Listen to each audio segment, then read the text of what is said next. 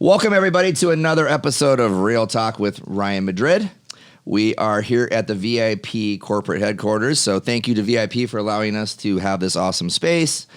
And thank you to Trey, my nephew over here, who does the podcast engineering, and to my sister, Trisha Madrid, who does the podcast production, amongst a bunch of other things for VIP Mortgage and for the Crawford team here at VIP. So thank you to these two and to VIP again. We are a podcast about not just real estate, but we're talking about people doing cool things in Arizona, entrepreneurs and nonprofits and stuff like that. So today we have a good friend on here that is probably doing the coolest thing that any of our friends are doing, wow. in our opinion. So far, wow. for in sure. our opinion. So we have Jason Plotke from Apex Motorsports. Is that right? Motor Club. I should know that, though, because it is a club. True. So Jason, and you're from Canada, correct? Originally. Originally, yes. Yep. And then you grew up. Where did you grow up before you came to Arizona? So I grew up in Canada. I was actually born in Allentown to Canadian parents who lived there for a couple of years, and then they moved back. I grew up in Canada, Calgary, Canada, moved here my junior year of high school. Yeah. And then I've been here ever since. And you went to Saguaro High School, right up the road over here. And I know, but the other people watching this, all thousands of them. But you've always been into cars. I have. Right? And, I have. And you, that's your deal. So before Apex, you had another company that you grew that was a pretty cool little deal as well. So why don't you talk a little bit about that before we get into Apex? Yeah, so my car disease that I've had for my entire life sort of started me out when I was at ASU. I started a business that was customizing literally like ball players' cars that I'd meet in the valet at nightclubs, right? Mm-hmm. And I had my cool car, and I would show them. They'd see it, I'd give them my card, and I'd sell them rims or whatever, right? And I started getting accessories, and I started doing more, and I ended up leaving college and starting that business full time, and I was doing really well, and I ended up having a customer bring me a Hummer H1 when they first civilianized the Humvee, right? And there was nothing for it, and he said, listen, this thing's a piece of junk. What can we do to it? So we made a bunch of products. I took the truck over, and we had a bunch of stuff fabricated, and all of a sudden people were calling me and buying these items, and it became a real business. And it became such a real business that when we were basically the household brand of accessories for the Hummer enthusiasts, right? And I had ball players and CEOs call me and order the parts direct, and it was sort of a cottage business that I scaled. We subcontracted all the manufacturing, but the parts were ours, and they're proprietary, and we would sell to all the dealers around the country, and actually, in fact, around the world. And when General Motors bought the marketing rights to Hummer, we were all at a joint event in Moab, because Moab was where the Hummer brand kind of grew out of for off-roading. And they said, well, whose parts are all these? And they were dipping their toes in the water to try and figure out what they were going to do, because they were going to bring out, future models, the Hummer H2, the H3, whatever. And they pointed at me, and we got put together, and they invited us in probably 6 months prior to the release of the Hummer H2 and said, hey, we have a problem. We can't solve it. Can you make this? We were trying to figure out how to make this 35-inch tall tire fit on the back of a vehicle, of the back of this H2, because right now it's going inside. It takes up the third row seat and all this crap. So we literally came back in a week, and they said, we're going to make 40,000 trucks a year. How many of these can you make in a year? And I'm like, well, we made 800 last year. Right. Well, that was not the answer I gave. Right. Yeah. We ended up scaling the business. That product became a factory installed part, not even an option, just a factory installed part. 2 years later, we had another 100 some products for that H2 vehicle. We kept our line for the H1. We went on to the H3, and we had 110 employees in Tempe, 150,000 square foot manufacturing facility, and I was 27 years old.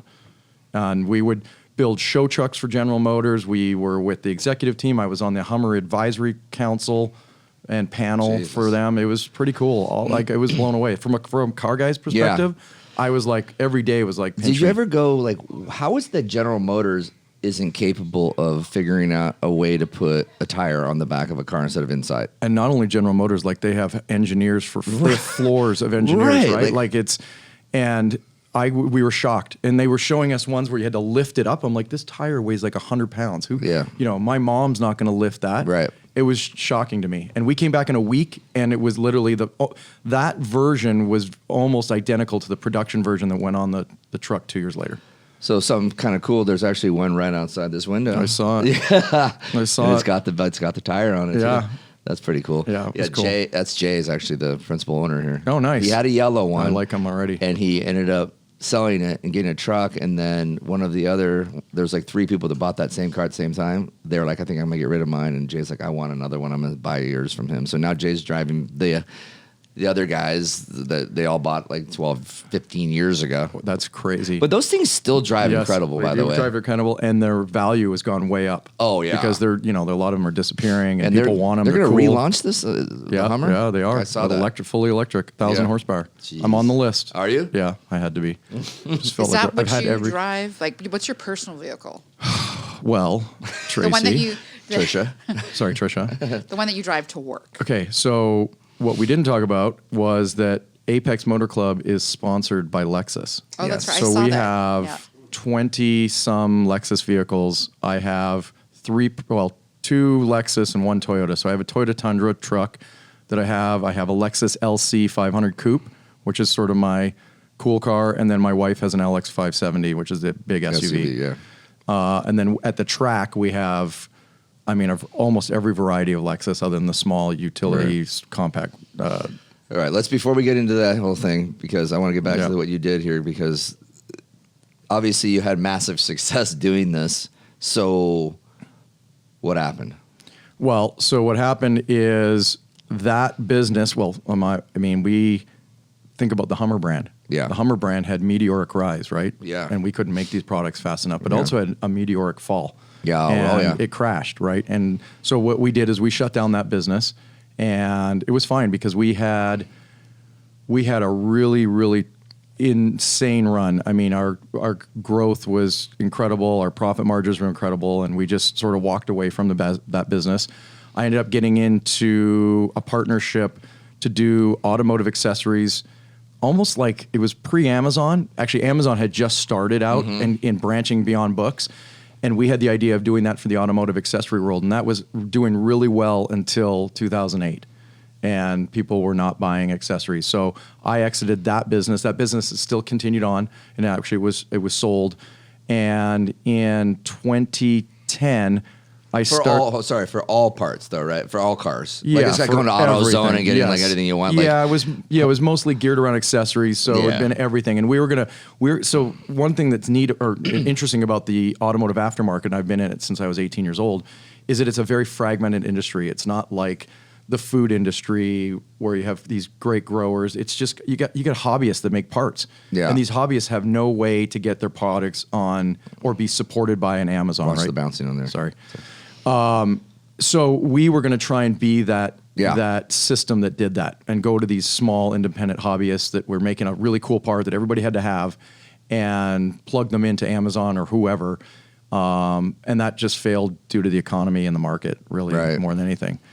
So you've been working on the idea for Apex though for a long time. So what were you doing before this finally, before we get into Apex and before we actually launched it? Was that it? No, I had one more little adventure. Okay. It's really, and it's interesting too. So when the market crashed, lots of things went green, and a friend of mine and I decided to embark on an adventure of how do we help commercial fleet vehicles become more efficient. Fuel was expensive back then. It was after the crash, and all these fleet vehicles are out there the technology it's almost embarrassing, right? So we had hired a bunch of engineers out of Indianapolis, coincidentally, and we basically developed an award-winning plug-in hybrid conversion system for existing commercial fleet vehicles. So Ford vans, Ford pickup trucks, Chevy vans, Chevy pickup trucks. And it bolted on. It was like our cost on this thing was like $9,000, and it increased the fuel efficiency by 50%, for example. And we would sell it to FedEx, UPS, Right. U-Haul, you name it, anybody with those vehicles. And we had purchase orders, and we were funded by a local, extremely successful Entrepreneur. I'm going to say entrepreneur, but yeah, that's it. I don't want to give out the name, but very cool guy with a lot of passion, and his team couldn't get their mind around what that there was a future for this product. And we were going into production. We had purchase orders, and we'd won all these awards against General Motors and Ford and International and these big technology companies. And we got right to the point of production, and they pulled the plug. Wow. So in that process, I was sort of quietly developing this motorsport concept, and it really came to me by accident. And it came to me in a very different form than it exists today. It was very small. It was using an existing asset in Phoenix that needed Right. some investment and some improvements that would help it, and kind of turn it in. What I noticed was that it was sitting there undercapitalized for the predominant part of its life. And so it would sit there and it would get rented out for 1 or 2 days a month or whatever. And so I'm like, well, we'll still, you guys can still do that, but let us put a club so that our guys can come out on Monday, Tuesday through, Monday through Saturday or Monday through Friday. And we got very far down the road. We spun this up with 50 kind of key car guys who had given us a deposit to escrow, and it was on tribal land. And at the 11th hour, the tribe literally pulled the plug and said, well, in 10 years, we might want to put a hotel over there. And I'm like, okay, well, let's do a 9-year deal. This is still fine. It's small. Yeah. And when they weren't down for that. So I sent everybody back their money. And the one of the guys who's a billionaire, I can't say his name, but he called me up on my cell phone and said, hey, why don't we take control of our own destiny? Why don't we find our own land and do this? And I said, well, that wasn't necessarily what we had embarked on, but when somebody like that calls, it's inspiring, I think, to say the least. And so we ventured out, and we spent over a year investigating and surveying the entire four corners of the valley, looking for the perfect piece of property. And it's not easy to find for a variety of reasons. And even you found what you think's the perfect property, but it's still not like your dream probably location. Right, exactly. Yeah. We'd love, everybody would love to have this thing be in Scottsdale, but the memberships are going to be $400,000, right? Yeah. And so they don't love it after that, right? Just because the land is so expensive. So it really, the model doesn't really work on leased land. It has to be owned, and then so if you do it on tribal land, for example, this model on a great scale fails over time because you've got this liability that never goes away as opposed to an asset, right? So let's talk a little bit about what Apex Motor Club is then, because I think, obviously most people won't know because they have to been out there or know you or be a huge car buff, right? I obviously met you through Max.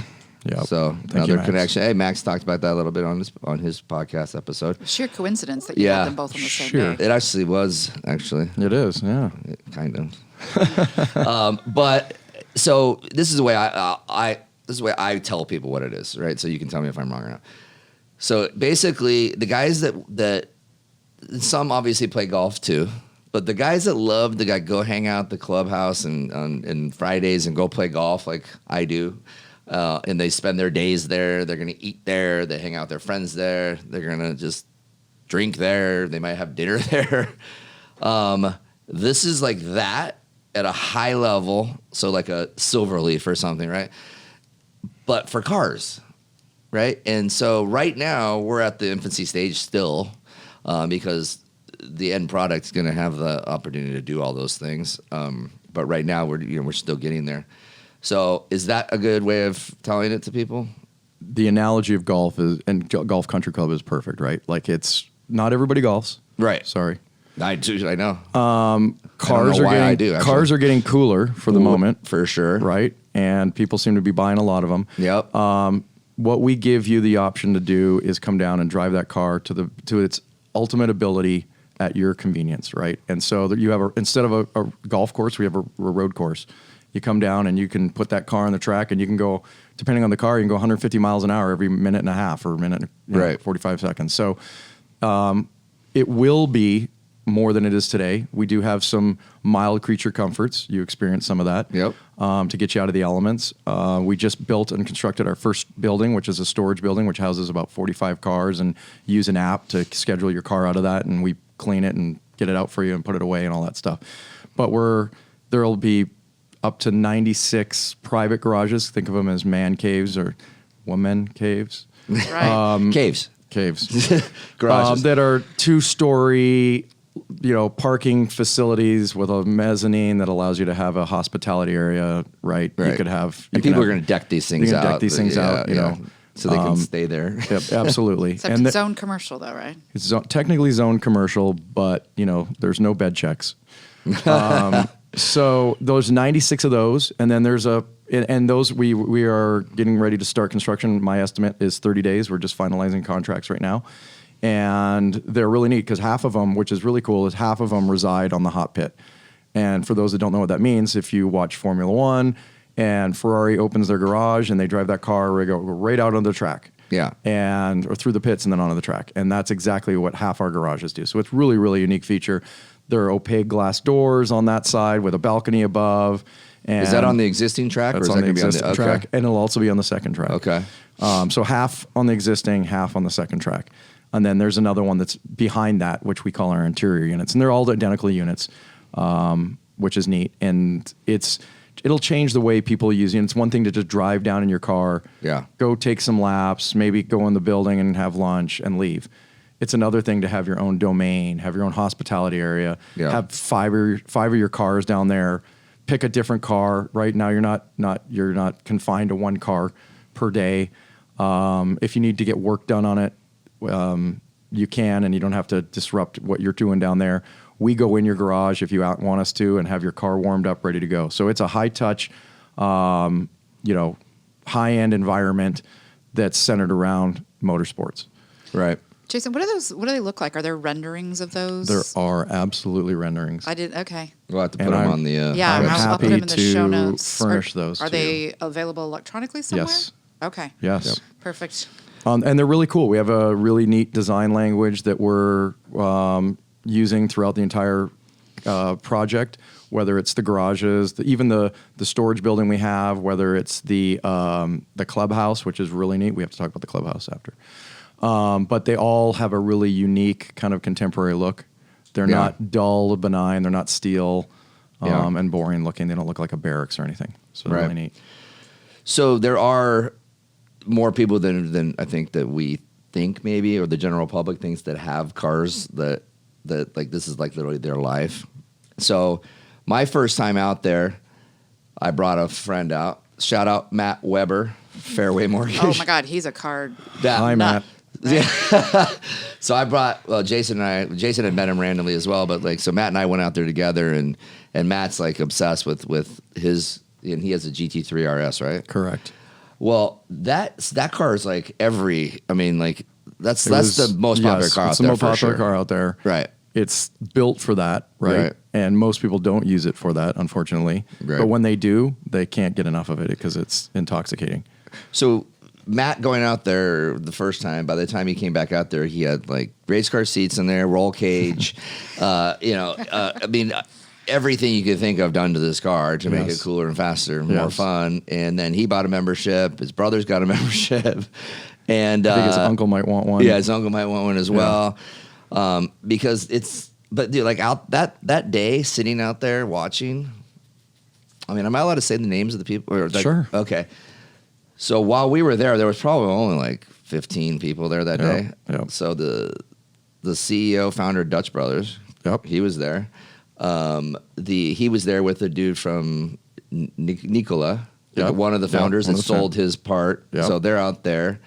The guy that was out there with his son, that he has this is where everybody, you can make money doing anything. Okay. Yes. This dude was talking about, he had just bought a, what's the most expensive car?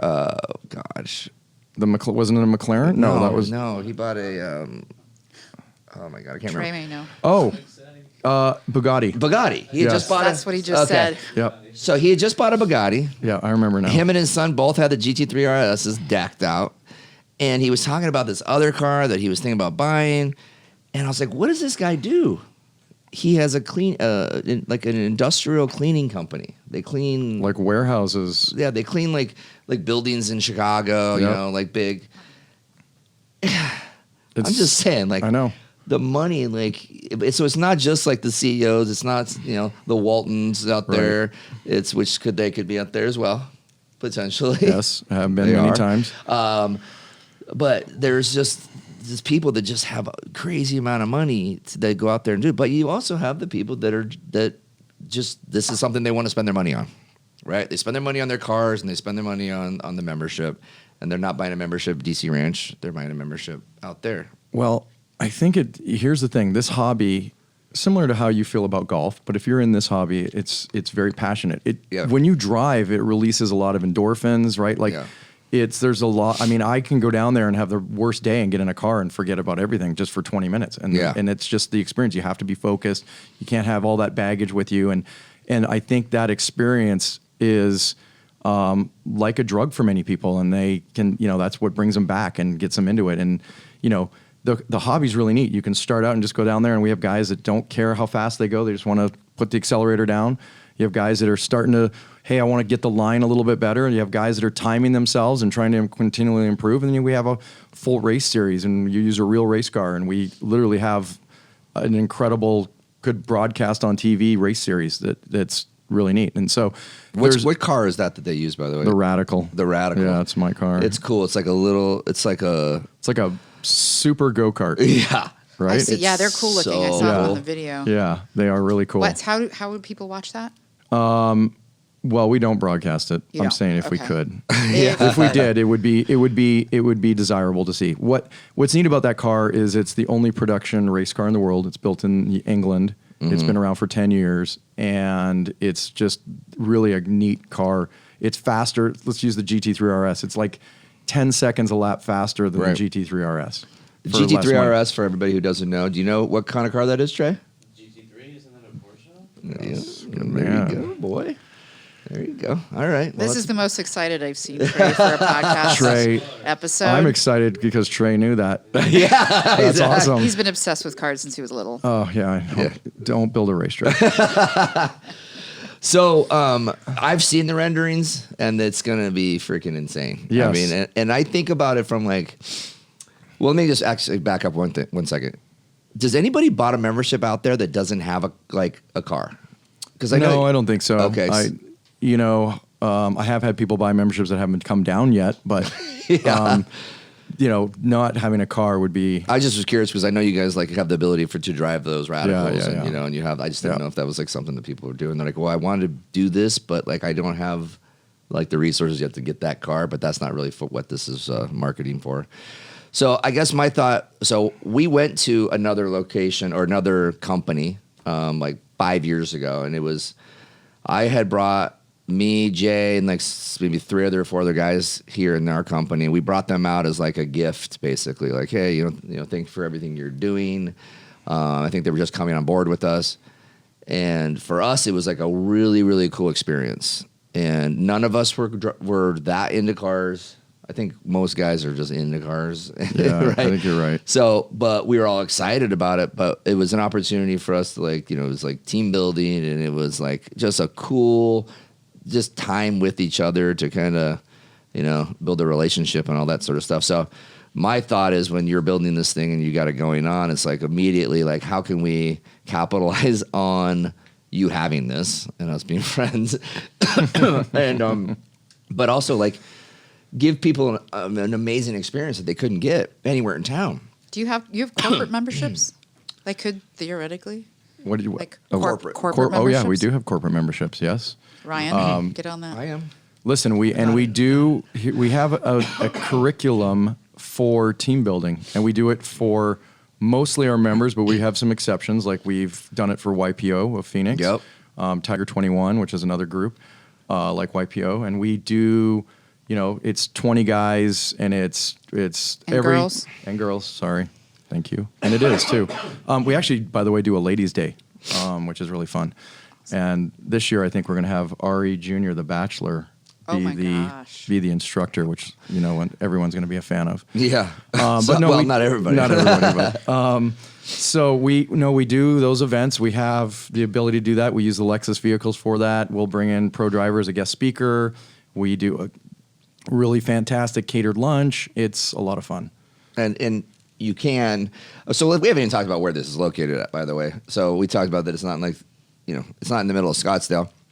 It's in Maricopa. It's in the city of Maricopa, yes. Yep. And Not too far though. No, it's like 15 minutes southwest of Chandler. Yeah. So if you live out in like the East Valley, yeah, you're set. You're golden. Yeah. I mean, you can stay at Wild Horse Pass and cruise right on over. Well, that would be only like less than 40 minutes from here. Yeah, less than 40 minutes from where we're sitting right now. Yeah, so it's not like it's that big of a deal. No. But you do have that opportunity because we had talked about that when we were going to do something, and we still are, but do we just stay out at Wild Horse Pass? Is that what it's still called? Wild Horse Pass? I think so, yeah. And then, just, you go out, spend a day there, and you come back in, you stay at the Wild Horse Pass, have dinner, have that whole deal going on from a client standpoint. But I have a quick question. Yep. So as far as like the famous drivers that you'd bring out, the pros, would they be like Formula One, NASCAR? Like, I don't know enough That's a about good question. racing. That's a great question. So there's a pretty strong contention of former IndyCar drivers that live in Phoenix. There aren't too many Formula One. There's one, but he doesn't live here all the time. But most of them are members at Apex, and so we have access to them at when we need them on demand. I'll rattle off some names: Paul Tracy, Ari Leindyke, obviously Ari Leindyke Jr., Casey Mears from the Mears family. Buddy Rice, who won the Indy 500. But Casey Mears, I thought he was in the NASCAR. He was. Oh, but he raced Indy and NASCAR. Oh, I didn't know that. He was actually more successful in NASCAR than he was in Indy. Okay. He started in Indy. And Is he then went to retired now? He's retired. He does off-road racing. Okay. Lives close to me. He's a super guy, super human being.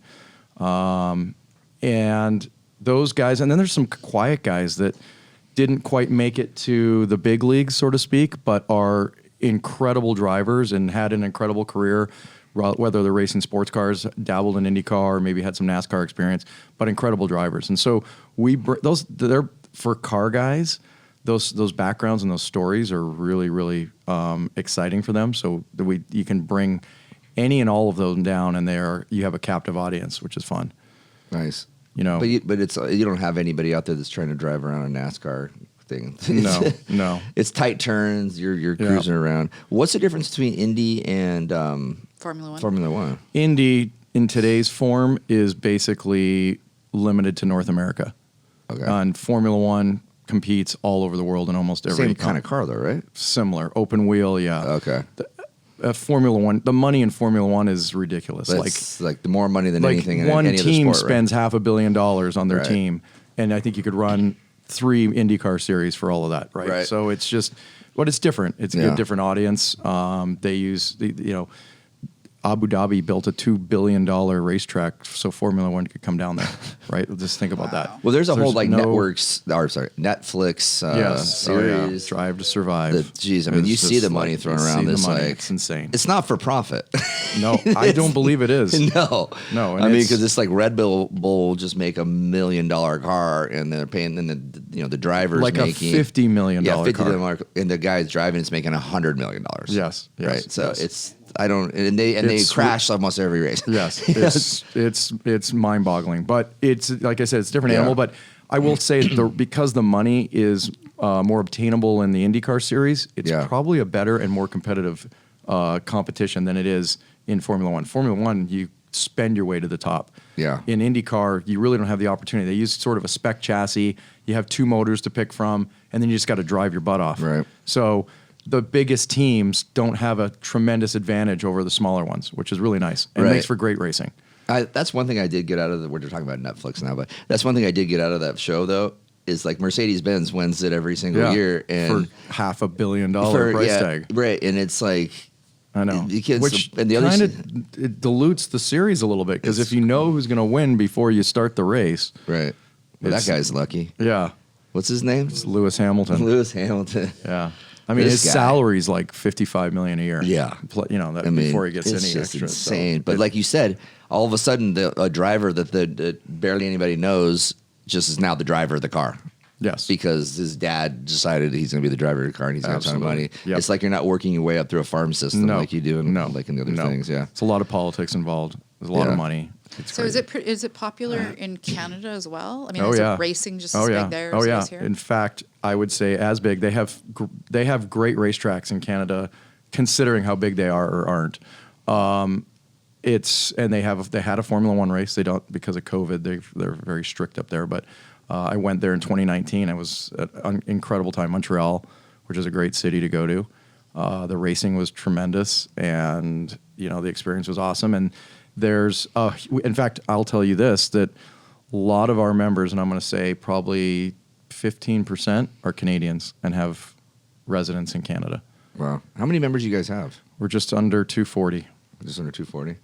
Can we talk price tag or? Yeah, Okay. How absolutely. much does it cost to be a member? So our lowest price membership starts at $50,000, and then the next level up is our platinum membership, which is $85,000. That's a one-time initiation, and then your annual dues are $5,000 or $10,000 respectively. Okay. and and you have a that's- monthly due? That's what. No, we just do it annual. Okay. Basically, there's no other. We don't nickel and dime you, so Yeah. there's really no guest fees unless you brought a tremendous amount of guests. You're going to have consumables like fuel and tires and Right. lunches and dinners, but that's it. Yeah, don't- and people go through tires pretty quickly. Yeah, they do. They do. It's the flaw of the hobby. Yeah. So, do when you you're have? Sorry, do you have a big staff, like of mechanics? And I mean, like if you got a lot of not yet. No, right? not yet. We have that sort of as a service that people come pick up your car and take it and get it serviced. The cars typically don't need a lot of service, especially the newer stuff. We change tires on site. We refuel on site. But if your car needs a specific service, you're either driving it to it or someone will come pick it up for you. So you can go get tires and actually bring them in on a truck and then bring them there. And then you guys We put have the tires mounting on and them. balancing machines Yeah. there. We can, if you get a flat while you're there, we can switch it out and fix it Right. out. We keep an inventory of tires, not all of them, but we do our best to have the popular ones. So what separates you guys from like Bondurant? Bondurant's a driving school. So Bondurant wants to teach you how to be a good driver. We also do that, but we do that for members only where they're open to the public. But they don't offer anything after that, right? If you want to come back, you'd have to just go through the school again. Okay. What we do is give you the opportunity to take those skills, for example, if you just graduated from Bondurant, and go apply them and use them every day with an Right. opportunity. Basically, it's like having your own racetrack without Right. having to spend, $15 million to do it. Right. So you spend $50,000 and you get to use it whenever you want. So we had talked a little bit about you had a somewhat of a relationship with Bondurant, or you guys were going to do something with Bondurant. Was that one of? Is this not a topic we can talk about? No, we can talk about it. We actually, Okay, in that the fog of putting this together between where we originally started with that smaller scaled down version to where we ended up today, we actually tried to acquire Bondurant. Okay. So that was And- maybe a potential one of the spots. That's right. Yes, and Okay. there was some land next to them, and we thought that would be a strategic acquisition to come in there, and we heard that she was shopping it a little bit, and this would have probably Did he pass away? He's not. He's Okay. not doing well, but he hasn't Okay. passed away. He's got pretty severe dementia. Okay. And probably more. But we made a bona fide offer to buy him, and it didn't work out. But that would have been interesting. Yeah. So who's your partner on this deal? Matt Williams. Okay.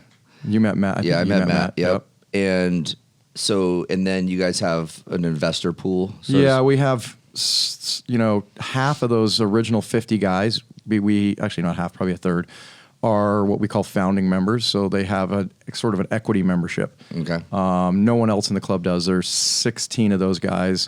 Is our friend one of those? Our friend, Max? No, Max is not one. Okay. But Craig Jackson is. Okay. He's rich. Yeah, he's a big proponent of ours. That's from Barrett Jackson. Yep. There, a gentleman by the name of Bill Pope who has a for charity car museum with a immaculate collection. Literally, I mean, it's unbelievable. And then some just very interesting entrepreneurs, guys that are not household names, but they are really neat people with unique backgrounds.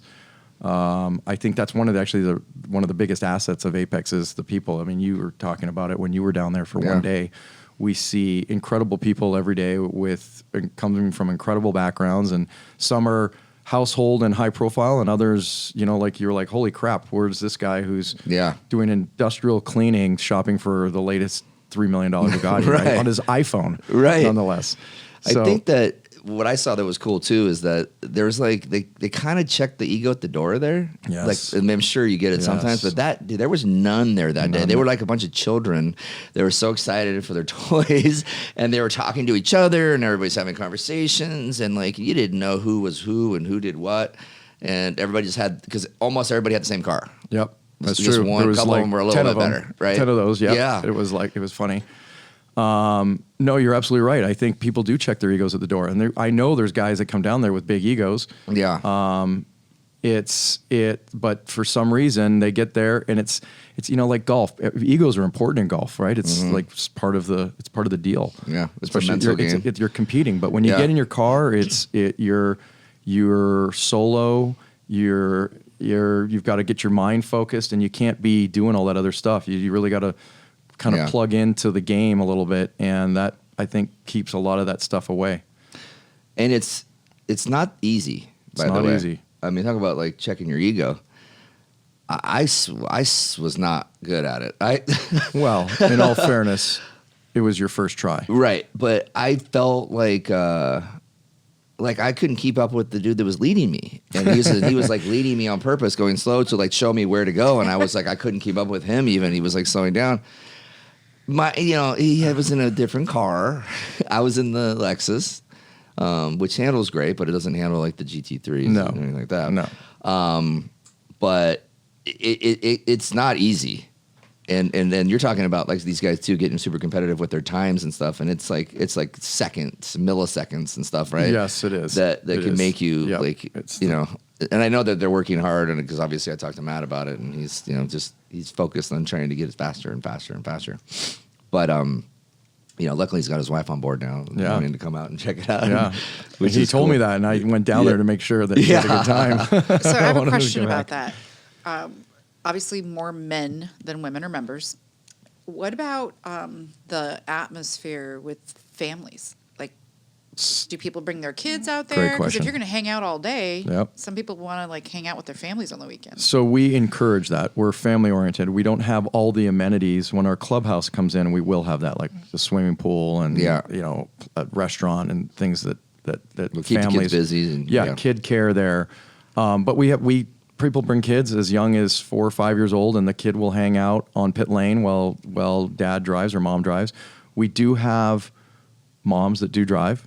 It's the exception, not the norm, unfortunately. We try to encourage it. In fact, we have one that's embarking on being a racer. She bought a race car. She's been training all summer. Our first race is in 2 weeks, and she's going to be in it. And it's cool. She's got young kids. And she's a mom. And she's a mom, That's and she has so a pot. cool. She's not a pot. She has a YouTube channel that's chronicling this. Tayne Griffin. Tayne Griffin. She's a remarkable human being. Tayne? Tayne. Tayne. And you can also take your friends or whatever sitting in the car with you while you go around the track. Absolutely. And I mean, it makes sure you're not car sick. But, yes. Or you don't get car sick. And we have a lot of people that do that, right? It's fun to share with your friends. Yeah. We rent cars to members, friends that come down. They'll rent the car that you drove, and that way they have their own car to experience and enjoy. And so there's a little bit of something for everybody. I think the kid thing is just gonna evolve. Once that clubhouse is there, once those private garages are there, and your kid can hang out and sit on the terrace and watch you, it'll be a really unique experience. And there's not really any other place you can go in Maricopa County to do this. It's like it's probably not in the whole state, right? I mean, no, there's a few there's other another ones. one in Wilcox, which is like 3.5 hours away. Okay, Yep. so good for the two. And I've been to that one. Yep. Nice. It was a nice place. Yeah. It's just far. Yeah. And for people like Max, like the day we were out there, Max got out there early in the morning, and he drove for like a half hour, then like chilled for a little bit, and then drove a little bit more, and then he was out of there by 9:30 and off to work. Wow. Yeah. What time do you open? We open, well, summer hours 6:30 to noon. Winter is 8 to 3. Wednesday through Sunday all season. And one of the things I was going to say is one of the goals of Apex was to commoditize motorsports. So if you're a golfer, you literally drive past 4 golf courses to get to yours, right? Yeah. We don't have that luxury with racing or motorsports. So we wanted to be able to create it and have such close proximity that you could come down, drive, just like Max drove for in aggregate for like 45 minutes total drive time. Yeah. He was down there for a couple hours, but you can go on and go do something else. In fact, you can go play golf in the afternoon. Yep. And that is what sets Apex apart. At the time, it was the closest to any major metropolitan area. There's now one that's open in Miami. It's a pretty small, diluted track, but it still checks the box. Yeah.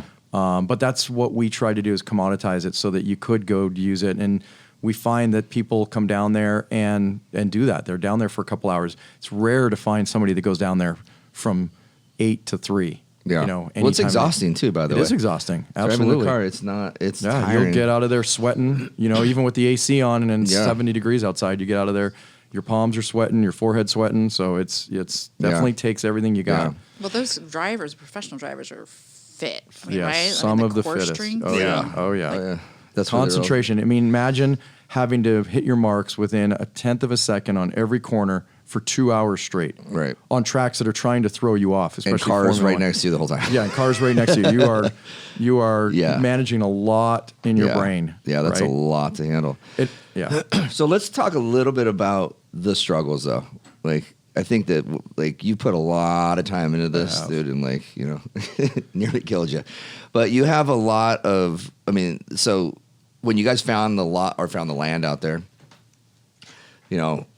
from that point to actually get it going, like just let us into like the little bit of Yeah. like the struggles and the tough stuff, The dark stuff. Yeah. So once we found the land, we made the announcement. Attracting investors was hard and easy all at the same time. And you have a lot of motorsport guys that are very enthused, but the ability to get the way the business you can't go get a business model for a motorsport country club. They're all private. They're not. There aren't that many. There was only probably 8 in the country at the time. And so getting that confidence, obviously I've never done this before, was not easy, but we did. And that we overcame that hurdle, which was fun. And then we were challenged by people trying to stop us. So we were sued for about a year and we prevailed in every single lawsuit. But that took a lot out of us. It was demoralizing and Takes money. It takes a lot of money, money we didn't expect to spend. But we prevailed, and we knew that if we got that shovel in the ground, that was like the turning point. And we did everything we could. Everybody's like, "Oh, would you do it again?" And I said, I really would. As dark as that was, I have a lot of fun with what we do. We have incredible people that we're basically selling experiences, and those people come down. And Matt Weber, we can throw his name out again, is a great example of that. Tayne Griffin, I've changed her life. She's like, I get text messages like at 11 o'clock at night saying, "Thank you for building Apex because this is now the greatest thing I've ever done."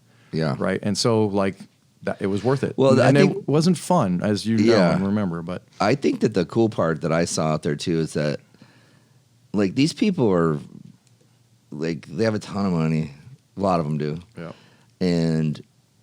But you built it, you own it, right? With other people. Yeah. And you're like just like their buddy. And Just trying to be, it's like you built the playground. I did, yeah. And for your friends and now they all get to go there and so you're like the coolest kid in school, right? I am now, but I wasn't. There was a lot of doubters. I remember taking guys down there. We closed on the land, and we stood right where you drive in at the gate where it is now. Mm-hmm. And this is farmland, right? Yeah. And I'm standing there going, "There's going to be a racetrack there in 7 months. You should buy a membership."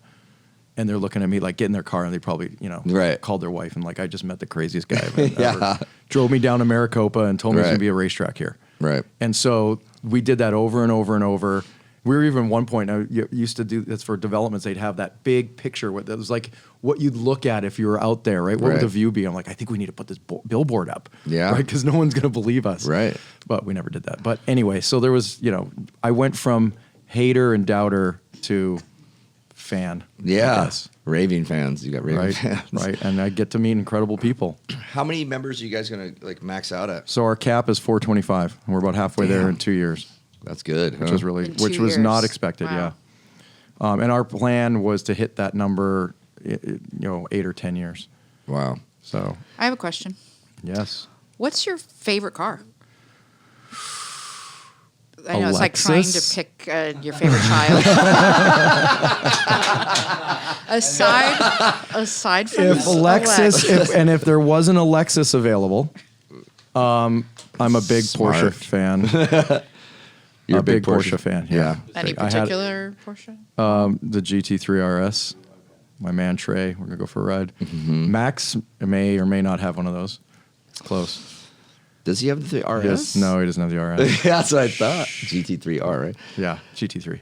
And GT3. Yeah. And But Matt. I had Matt one. Does. Matt does. I had one right before the Lexus deal. Mm-hmm. Incredible, lots of fun. I ordered it, waited a year to get it, and loved every moment of it. And then you got rid of it. And then I get paid to drive Lexus, so Yeah. I thought I love them. So how did you get the Lexus sponsorship? Like, how did that come to be? So my track manager used to do ride and drives. He lives close to Maricopa, and he used to do ride and drives for all the manufacturers. So when a manufacturer launches a new vehicle, they'll typically invite either the press or their dealer network, right? And they do it at racetracks, or they'll do it at a fancy hotel, and they facilitate all that, and they put people in cars and get them to drive them around and experience it and get them to love them. He was one of the guys that did that, and he had a really great relationship with the folks at Lexus because he'd done lots of events with them. And Lexus, coincidentally, I know people kind of scratch their head and go, well, Lexus at a racetrack, that sounds weird. I think just old people drive them. But they do have a performance line of vehicles. Ryan experienced one of them, and it's almost 500 horsepower, and it sounds good, right? Oh, yeah, dude. I mean, That's it's sick. paddle shift and all Yeah. that. He drove the RCF, which is what we have, predominant car that we have down there. But Lexus is also the official vehicle of Circuit of the Americas track in Austin, which is the Formula One track. And then Laguna Seca, which is probably one of the best tracks, and it's in Monterey, California. So Apex, Laguna Seca, Circuit of the Americas, we're in good company. Yeah. So I don't think there's any other manufacturer that participates as strong in motorsports in the United States as Lexus, which is, people do scratch their head, but the product is great, and it gives us all kinds of vehicles, and we really appreciate that relationship. But they do a lot of things with us. I'll give you an example. Barrett Jackson, we host 50 of their top clients. Actually, Lexus hosts 50 of their top clients at our track and bring in pro drivers and catered food, and it's really a neat experience. And the Barrett Jackson folks love it. Their bidders, their top clients love it. So it's a good time, and they're just a great partner. I don't think that I've really thought of them being like an old person car. I don't either. I think Well, it's just like a super cool maybe because we're luxury. old? Some people do. I mean, you hear that in like the big cozy sedans and whatever. Yeah. But Yeah, they do I have I like in those, Toyota in motorsports. I mean, Toyota's won Le Mans the last 3 years, and so Yeah. Toyota is Lexus, and Akito Toyota has, he's a motorsport enthusiast. He has a ranch in Texas that has its own track for him personally. Well, So that they're makes sense, though. yeah, He's rich. It's pretty cool. He's rich. So the SC, there's a coupe, right? Yeah, they don't. It's They don't not make the that SC, anymore? It's the LC. LC. 500, which is a cool car. That's I have a one, really and cool it's people Dude, go that's crazy a over really it. coul car. Yeah, it's a really cool car. Lexus, you can sponsor the podcast if you want. I mean, I don't know why they. We I don't know why they love wouldn't. Lexus. We love take some used ones here, ones that are done out of the track when they're going out the pasture. I have another question. Yep. Sorry, I know I'm interrupting a lot. No, that's I fine. find this totally just fascinating.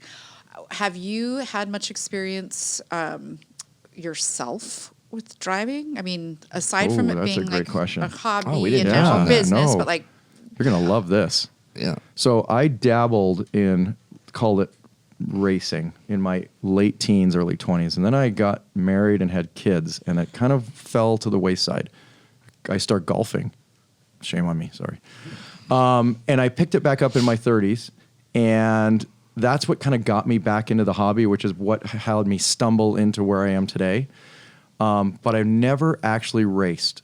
So when we started our race series at Apex, which is a members-only series, kind of like a member tournament at a golf course, it was the first time I'd ever been in a real race, and I happened to win it. And I fell in love with that experience.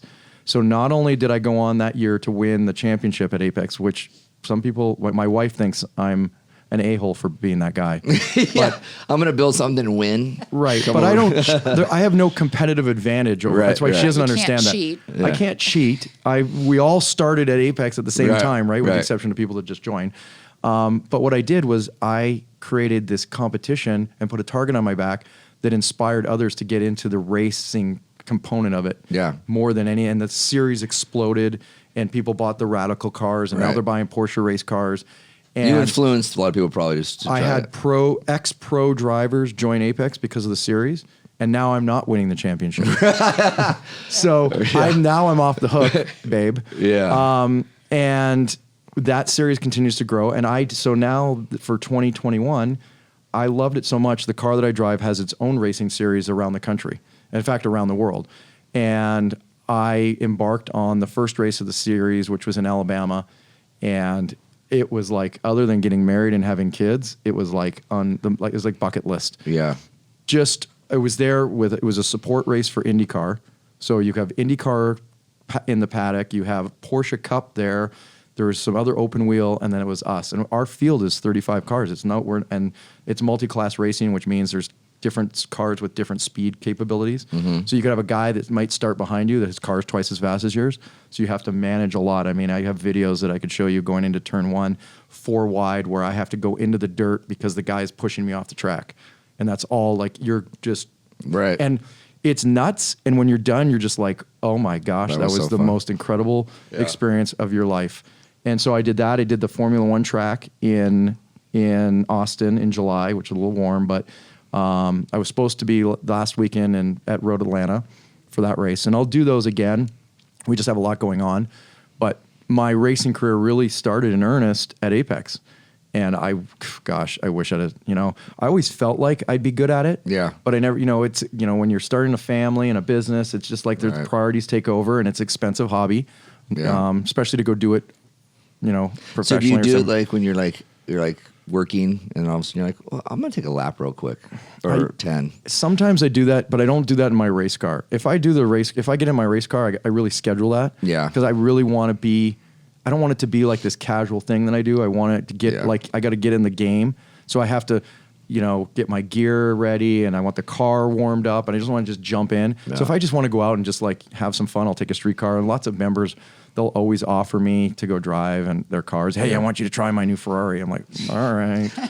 Oh, Yeah. poor thing. I know. That sucks. So I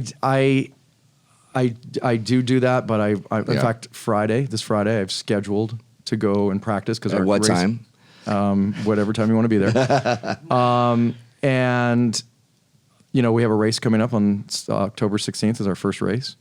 And I need to practice. I've been out of the car with the exception of the races I did over the summer. And by the way, when I do those races, like the car goes in an 18-wheeler. It's three cars going there. It's a race transporter. I have a pit crew of 3 or 4 guys. Yeah. They're on radios. Literally, I feel like I should be on TV signing stuff when I get out because they're so good. It's Crown Concepts out of Tucson, and they are our service partner for the Radical brand, and they're incredible. They're ex-Indianapolis guys, and they are like 100% in their lane, and that's cool. It's just a great experience. And we are reviewing data, so we plug the car in, and it shows you where, hey, I was braking too soon here, and I was not getting on the gas here, and you could take this corner better. And we spent hours analyzing data when you think you just jump in the car and go, but you don't. It's just it's a lot of work. It's a lot of fun, though. Who's the best driver out there that's not pro, that was not ex-pro? Not ex-pro? Gosh. I know I want to just do this. I want to see.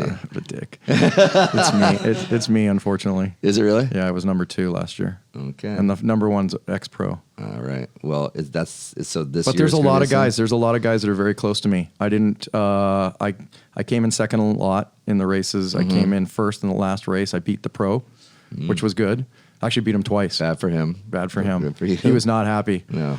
But I was. And that was a cool feeling, right? Like to beat a guy. This guy raced 13 years in the Asian Le Mans series in, multi-$100,000 cars, tracks all over the world. And so, I mean, his experience, his kid, who's not a kid anymore, he's 24, won IMSA, which is like the sports car. Oh, yeah. You know IMSA. I know that. I remember this little, either they were out there that day. I think they might have been out there that day. Yeah. So his son just won that IMSA championship for Acura.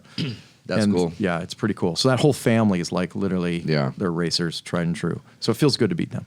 So how would somebody that's interested, like what would they do to like get in touch or to go out there, like to schedule something, or how do they get in touch to go out and check it out? Okay, so apexmotorclub.com, that's our website. We also have an Instagram page at Apex Motor Club AZ. Then you can direct message us from either one of those, and we are happy to set up a tour, an introduction, a try, test drive, whatever you need. Yep. We know how to show you a good time, that's right for you. Bring your wife, bring your kids, come alone. It doesn't matter. And also you do the same thing for corporate stuff. Same for corporate exact stuff. thing. Yep. Bring a team out there, bring clients out there, bring a potential client out there, bring a potential new employee. It's not much different than golf. It's not. At the end of the day, it's just a different... Well, golf should only be 9 holes anyway. I do agree with that. My ADD says yes. You can be out of there in 2 hours. That'd be great. I know. But instead, it's a 5-hour deal. Yeah. Well, dude, thanks so much for coming on, man. We appreciate it. God. This is a good one. This is fun. Thanks for She's having never me. talked so much. I don't think he's even been engaged like this at all. I need to ask you some questions. Okay. Can I ask you a couple Sure. questions? Do we have like 2 go more for minutes? it. Yep. Okay, so I kind of asked you what the inspiration for this was, but I think you told me that. You can tell me again if you want, but what I really want to know is like, what are your standout moments out of all these podcasts, like the ones that you've done? You've been doing this for a couple of years now. Oh, dude, this is a good question. We had some recently that were really good. We had a guy that was in the Tower 2 during 9/11. Wow. That was pretty intense. He was there for training for Morgan Stanley. That one was pretty impactful. I think the last pet podcast, Chris with Crystal. Crystal, that was a good one. That was recent too. She dealt with addiction, and that was pretty crazy. Wow. And so she was able to open up. I think a lot of them come down to the relationship and how much someone's gonna like open up. Sometimes I think somebody's gonna be like really vulnerable, and sometimes they are like that. Sometimes that's not the point of the podcast, but it's always kind of fun to get. It's not. I guess it is fun to kind of get somebody that's willing to just talk about the deep, dark stuff, not just the great things. And we kind of started that way. A lot of the podcasts were really like, let's talk about your successes, but we really want to talk about the failures and how you got better. That's kind of when I went into that part with you. Yeah. I think Mike Isles, like an old friend of ours from way back when, childhood, he was a really, really good one because he also got like really deep into some stuff, and he's very successful, and he's a sweet guy, and that was a good one.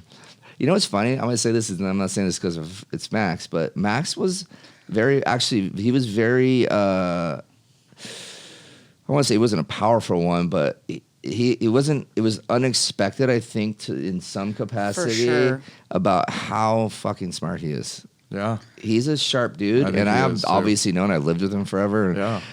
And he was always been a smart guy, but like he did a really good job and hit a lot of like the personal development side of things, the reasons behind his company, and I've known the element. I think was what was surprising. I knew he was smart, but he was like really emotionally available and like that's he's cool. good. It was a very good one. And the reason behind why he did it and stuff, and it's funny. I have like this whole thought process of like my memory of Yeah. Y Scouts and then his Yeah. memory of Y Yeah, Scouts. that's funny. So I asked him, and I was like, he's like, you're kind of right, but I swear I'm right on some aspects. But we've had a lot of good ones. This is our 34th one, This will be episode 36. 36. Wow. So, and we Yeah. try to It's do a big deal. We try to do once. I mean, the average one dies after 7. I think is what that's the number. So. Statistically, yeah. Yeah, Wow. but like just getting back to your question earlier, like we never really got to finish that. I think that I started, and the reason was for a different reason. I started originally because I wanted to do it just for the mortgage business and the real estate business, and have clients come in and just build a relationship and give them an opportunity to have an outlet, to say what they wanted to say and have a conversation, and then. I kind of was getting burnt out, dude, to be honest with you, like on a lot of things. And I just didn't really have like the fire to do it. I didn't have, it cost too much because we didn't have the studio. And then when Trisha came on, it was one of the things she really wanted to bring back. But we kind of came out with a different idea that it wasn't going to be focused on real estate. We're going to do real estate. Obviously, we're going to talk, we're going to have people that are realtors, mortgage people, title, but they have to have a story behind the reason why they're coming on. So sometimes it's not just it might not be people that even work with us. Oh, one of them was a competitor. Yeah, we've had Oh, another. wow. Yeah, I had a guy actually on. think that's really cool. And so, but I really like the interviews. Like I go back to the magazine complex. Like I love that space, and they do really good job of like one-on-one interviews. And that to me sort of led, okay, I want people that are just doing cool things and have cool stories, and that we'll have a good conversation and we can just do this. And it kind of was like another thing for me to do to kind of just get me refocused and re-energized on something I was like passionate about. And yeah, I mean, I like doing these. Sometimes it's not easy because it's like this one's been easy. Max was easy. Sometimes I have people on there because we're like, okay, at the beginning, she's like, I can't have all your friends on.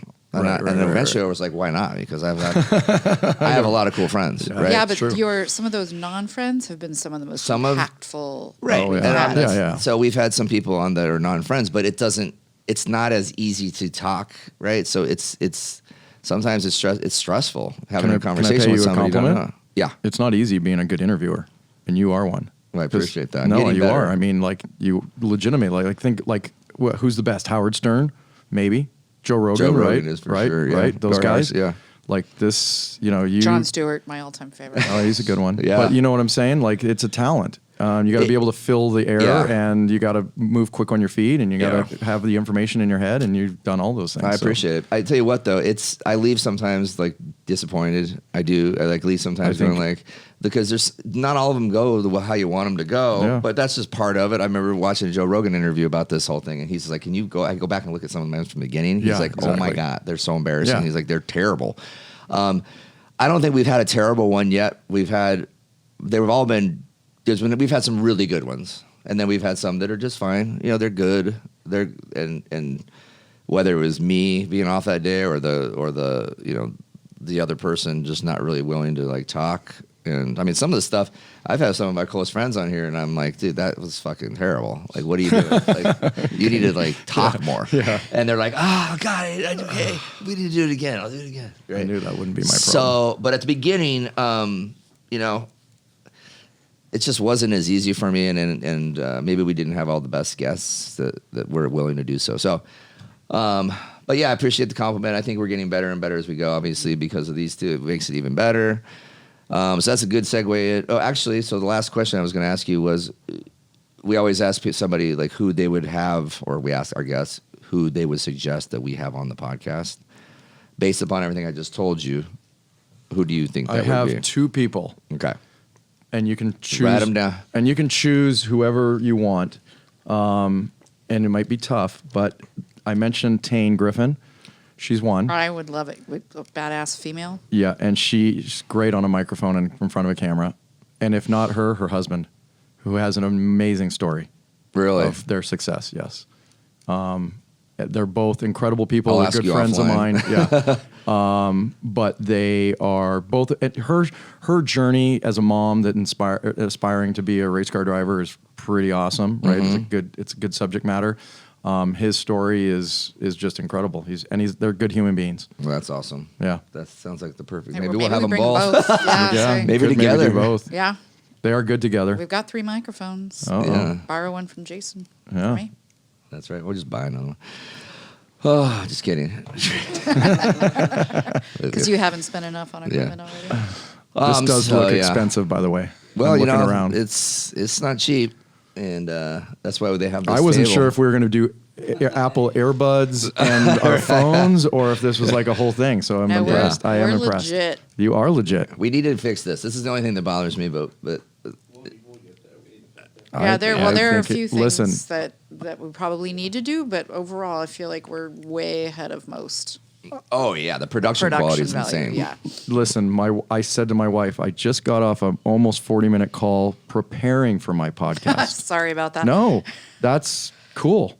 Because It helps. It Honestly, helps. It does help. When I'm we sure. didn't It helped do me this, too, by the way. Thank you, Tracy. That's You're great welcome. because that's great feedback. Actually, I didn't. Yeah. Because there has been times where I've been like, I know it's fine. Yeah. And then like let's the wing next it. person we have, like I have notes on it, or I've done a ton of research because I'm nervous. Those ones go way better when these are here, 100%. Yeah. and I'm able to. Even though we know each other, dude, I had this for Max. Yeah, I mean, Max dude, was he's just been my here. best How friend you- for 30 years. Right, I but still listen, know. you have to go from Yeah. Max to Jason in a short period of time, right? So that's And it's- not easy yeah. to do. And it definitely helps warm up the guest. Yeah, You know, I I think think so. it's Yeah. a little bit I think less so. nerve-wracking when Yeah. you kind of have an idea Absolutely. for sure. of the Yeah. flow. Yeah. So on that note, thanks again for coming. This is Jason Plotke from Apex Motor Club in Maricopa, Arizona. Thanks again to Trey. He's been gleaming over there, just so excited. We'll have to get him out to the GT3 to RS Apex. Trey. Yeah, we're Yeah, gonna- there we we're go. gonna We're gonna have to make get out there, that let him drive Weber. around. Trisha, you can come out there too and watch. Oh, that. And again, thank you, VIP Mortgage, for letting us do this in here. Very cool. We will get a table and get it better for the guests. You know so what they we have need to to look do? at all We the need to do a little wires. behind the scenes so people can And, see the yeah. shitty table that you're I always know. referencing. Well, we'll have to do that It's one not day. so shitty, by the way. It's not too bad. They're being we, hard on themselves. we inherited it. It Yeah. was Doesn't here. But we have everything else is real fancy. Listen, Real it is. fancy. It is. I'm impressed. So we need people to follow us, listen to us, watch us. So go to our Subscribe. YouTube channel. It's Real Talk with Ryan Madrid. Like and subscribe, please. Share it with your friends. There's a little notification bell that you can hit that'll give you a notification when we launch another episode. And obviously on all the social media platforms, we're there, Real Talk with Ryan Madrid. Please go there as well and share these episodes, please, because that's the only way we can pay for this. And obviously on Apple Podcasts, Google Podcasts, and Spotify. And please, we are a mortgage company though. And we do have to do mortgages as well. So if you need a purchase or a refinance or just want some information, you just want someone to look at something you may be doing, just hit us up. We are the Crawford team here at VIP Mortgage, and you can hit me up on social media. And what?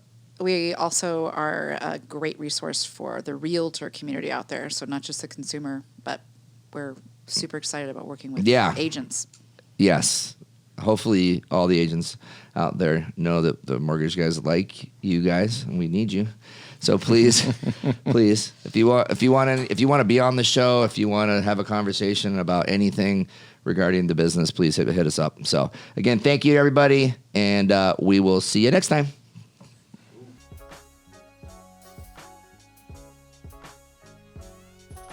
VIP Mortgage Incorporated does business in accordance with the Federal Fair Lending Laws, NMLS ID 145502. For state-specific licensing, please visit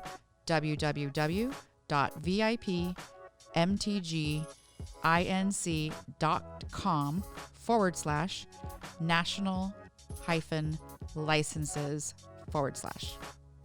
VIP is not acting on behalf of or at the direction of the FHA, HUD, or the federal government. VIP is an equal housing lender.